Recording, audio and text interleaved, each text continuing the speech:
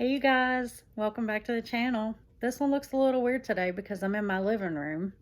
I've done something to my back and hurt my back, so I can't be filming in my office like I normally do. So that's why my background looks a little bit different. I can comfortably sit on my couch for a little bit at a time. So um, just gonna get a little view of my couch and my living room today. If you're new here, hi, my name's Jessica. I'm a woman that's in long-term recovery. I'm also a certified peer recovery specialist and a certified NARCAN trainer. And that is what I want to talk to you guys about today is NARCAN. Because I am a certified NARCAN trainer, people can call me and, ask me to come into their business or their home, anywhere really, and, say, Jessica, will you come in at such and such a time on such and such a day and train me and however many people. I try to limit it to 20 because more than 20 gets a little overwhelming. I'm going to move you guys just a little bit here. Um, but, you know, to come in and will you train us how to administer Narcan in reverse an overdose? And I'm certified to do that, so I can go in. It doesn't have to be a big group of people. More often than not, I do training one-on-one or very small groups of people. If it's not one-on-one, it's usually me doing the training and like 2 or 3 people, standing there listening. I try to always carry with me minimum of minimum 4 doses of Narcan with me at all times. I never leave the house without my Narcan. Part of that is just my anxiety. Part of that is because it's so,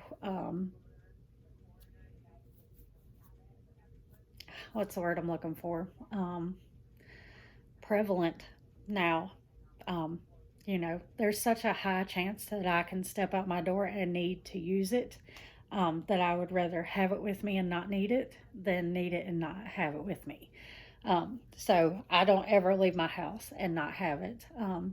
If I'm out somewhere and someone asks me about it because they, have heard me talking about it or have seen me post about it on one of my social medias or whatever the case is, and I don't have any extras with me, I will give you my personal Narcan because I have a, my doctor writes me a personal prescription along with my my certification, so I can pretty much get my hands on Narcan at any time. I don't like to wait on it. I do have a ongoing argument with my local pharmacy over it because they'll hand out an opiate prescription all day long, but they don't like to hand out harm reduction supplies, and we argue about it a lot.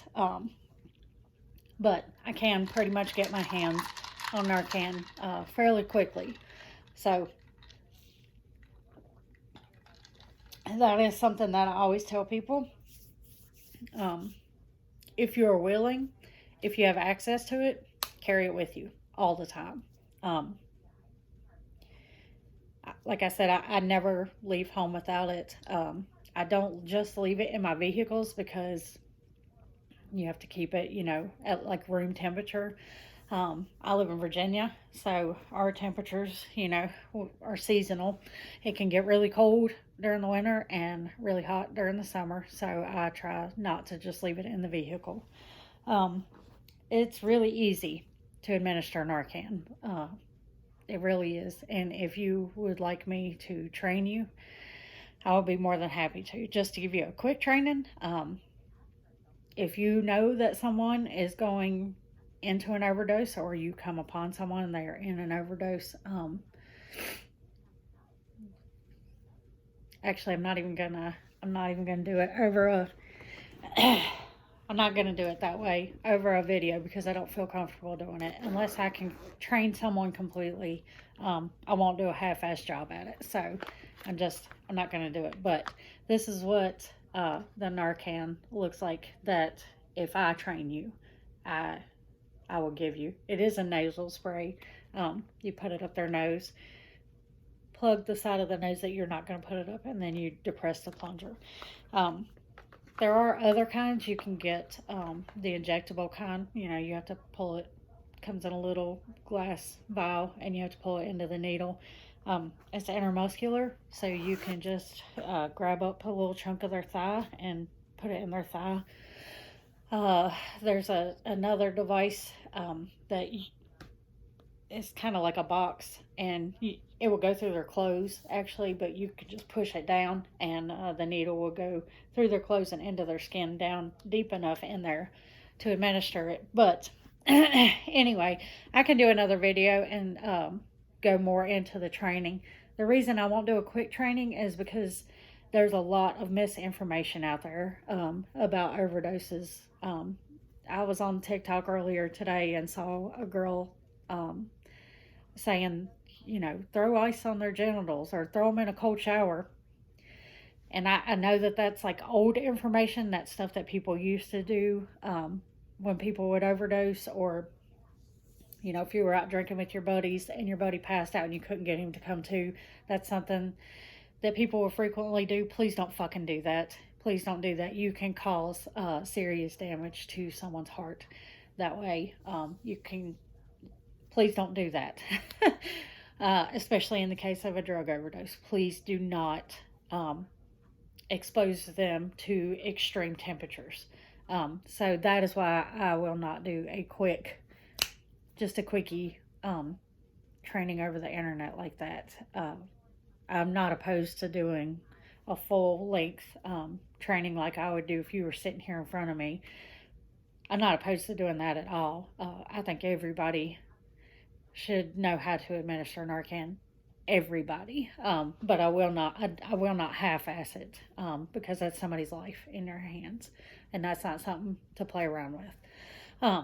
But the reason I wanted to make this video is because I've noticed here lately, especially if I'm doing training one-on-one or with couples, I've heard a couple statements lately that disturb me. The first one being, I don't use drugs like that anymore. And I just want to put this out there because a lot of people are probably like, oh, well, that's common sense, Jessica. And it's not to a lot of people. It's not common sense to a lot of people. Because if it was, I wouldn't have people saying this to me. So when I'm training people how to administer Narcan, or if I'm handing out Narcan to people that I've already trained, or if you come up to me and you ask me for Narcan, I'll give it to you. A lot of times I will ask you questions because I want to make sure that you know how to administer it before I just give it to you. Just because I don't want you to have a tool that you don't know how to use. Not that I'm like questioning your knowledge or anything like that. I just want to make sure that if I hand you a tool, you know how to use it. And if you don't, you know, it takes me no time at all to teach you how to use it. And that's the only reason. But, you know, I will have people come up to me and say, hey, Jessica, you know, can I get a couple Narcan? It's almost like I'm dealing drugs in a way.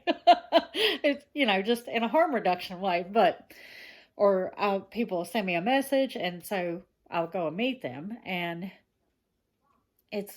I get it a lot more recently in people that I haven't seen in a while.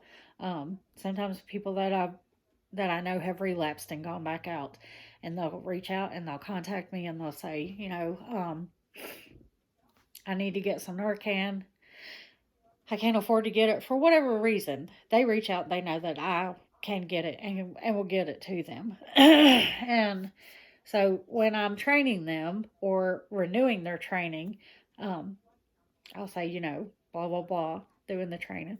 Oh, this isn't for me. You know, I want it for Jim Bob because I don't use drugs like that anymore.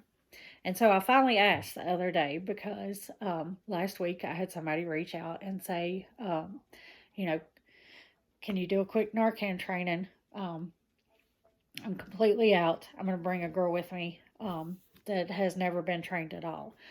So, yes, I'll bring you some, and I will also train her. So I go and I do the training, and the girl that initially contacted me said, thanks for training us, blah blah blah. Um, she'll keep it with her, but she doesn't use drugs like that anymore. And I said, what do you mean? She doesn't use drugs like that anymore. Like, you don't use drugs at all? Is that what you mean? And she was like, no. She said, I mean, I'm not an IV drug user anymore. And I said, well, that's great. That's great that you're not an IV drug user. Because that's harm reduction. That's lowering your harm. Um, but that doesn't mean that you won't overdose, right? And she didn't know that. So that worries me, because I don't want people out here thinking that if you stop using drugs a certain way, um, that it means that you won't overdose, because that's just not true. Um, it really does not matter the method of how the drugs are getting into your body. Um, what makes you overdose is the potency, mainly. There's so many factors that go into an overdose. It could be that your tolerance is not what it used to be, you know, especially if you've relapsed, if you've gone to jail and you've been in jail for a while and you come back out and you start up at the same dose that you were at before you went into jail. That can make you overdose. If you get heroin and it's laced with fentanyl and you don't know it, that can make you overdose. And there's no way for drug dealers out here to be measuring fentanyl. And even if there was, they don't fucking care. So they don't care because drug dealers, if they have a product that goes out on the streets and people start dying from it, all the addicts are like, that shit is good. We want it. And I know for all you non users out there and people that have never struggled with the disease of addiction, that is just blowing your mind. And you cannot wrap your mind around that concept right now. And that's fine. But that's a whole nother video. We'll talk about that later. But for all you people that are in addiction that understand where I'm coming from, they don't care about you. So that's where people like me come in, because I do fucking care. And I do care how much is in there. And that's why I always tell people to test your supplies and to carry fucking NARCAN. Because if you go out and you buy one thing and you don't realize that it has fentanyl in it, but you test your supplies, that gives you a golden opportunity to take steps to slow down. And those steps may very well save your life. And the only person that cannot recover or cannot make changes in their life is a dead person. So as long as you're here, that potential's there, babe. And that's all I care about. So the other thing that I wanted to talk to you guys about was, a lot of times if I do get called in or requested to do a training for a bigger group. Sorry, I moved the wrong way. um, I won't say a lot of times because it doesn't happen a lot, but it does happen enough for me to mention. People will say, I don't need to be trained because I don't hang out with people like that. I don't associate with people like that. Um,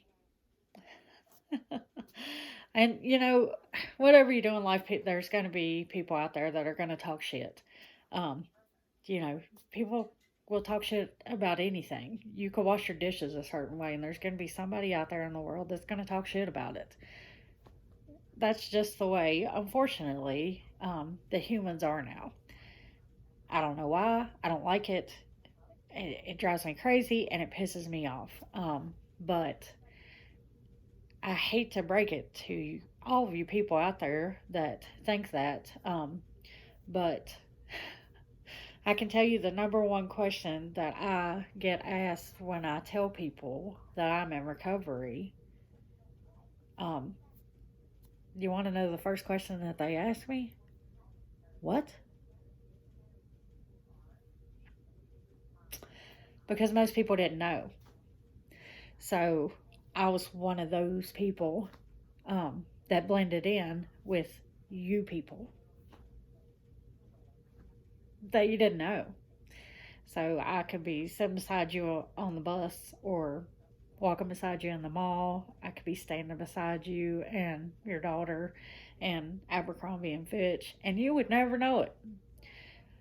So, the whole stones and glass houses thing, you might want to take that into consideration. But even if you don't associate with those people, let's just say that you don't, and that you don't think that you're ever going to be around anybody ever that does drugs, just on the odd chance, just go ahead and take the training and carry the NARCAN with you, because you would not believe how many times um, complete and total strangers have saved someone's life because they took that training and they kept that NARCAN with them in their purse or in their backpack or in their truck, and they pulled into a Mickey D's for lunch, or they were getting off the subway and had it in their briefcase, and they had that tool with them and they had the knowledge with them. And instead of just walking past and letting that person die, they did that person a favor. Because no matter what you think of those people, that's somebody laying there. That's somebody's son, that's somebody's daughter, that's somebody's mom, that's somebody's father. You know, that's somebody laying there, going through shit you can't even imagine, fighting demons you can't even see. And I'm not talking about the dope, I'm talking about here and here. So, literally, it takes very little effort to reverse an overdose. It takes very little effort to reverse an overdose. Call 911 and sit there with that person until the paramedics can get there.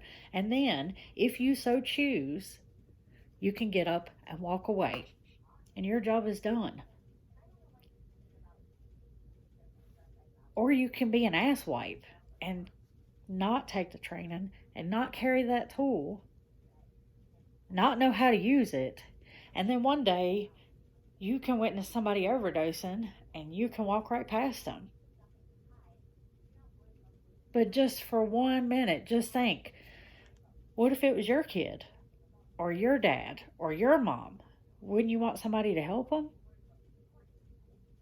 Because I damn sure would. I damn sure would. So, that's all we're asking for, is a little bit of compassion. And that's really all it is. That's all it comes down to, is just a little bit of compassion. You know? Like I said, it takes, you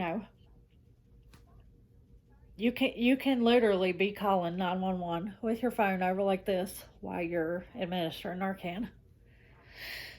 And in most cases, when you call 911, the EMTs get there relatively quickly. So you could disengage yourself from that situation quickly if you wanted to. But why would you not? Why would you not want to save someone? They could get up from that overdose and turn their lives around. That could be the day that changed their lives. You don't know. You know? So, those are just two things that I wanted to talk to y'all about. And just let you know. As always, everything of mine, my email, all of my stuff is in my description box below. Please leave me any comments. Y'all let me know what you think about all this. If you need Narcan, reach out to me. I can train you. I can get it sent to you. Narcan is free if you get it through me. Postage is not. But the Narcan is free. I know that in my state, if you pay for it out of pocket, it is anywhere from 100 to 150 bucks. You can go on Good RX and get a coupon that will take like $10 off of it. But still, that's expensive if you don't have insurance and if you can't get your doctor to write you a prescription for it. There is a standing order for it, supposedly nationwide. But I also know that I have a prescription for it, and I have to fight my pharmacist for it every time I get my prescription filled. So, if you want it, if you need it, reach out to me. I will make sure that it gets in your hands. If you have any questions, comments, concerns, leave them in the description box below. Like this video if you liked it. Share it if you feel like you want to share it. And hit that big red subscribe button. You guys stay safe. Take care of each other. Be nice to each other. Don't gatekeep anybody's recovery. Don't let anybody gatekeep your recovery. Test your supplies. Carry Narcan. Take care of each other. Love you. And I'll see you in the next one.